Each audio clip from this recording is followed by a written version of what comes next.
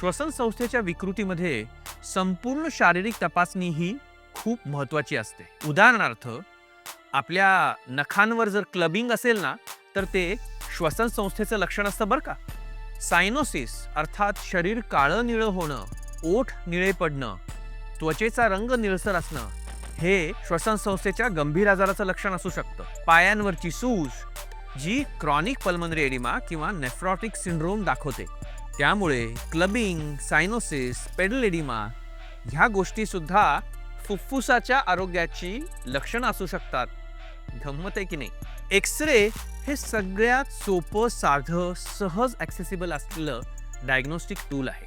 एका एक्स-रेने खूप सारी माहिती आपल्याला कळू शकते.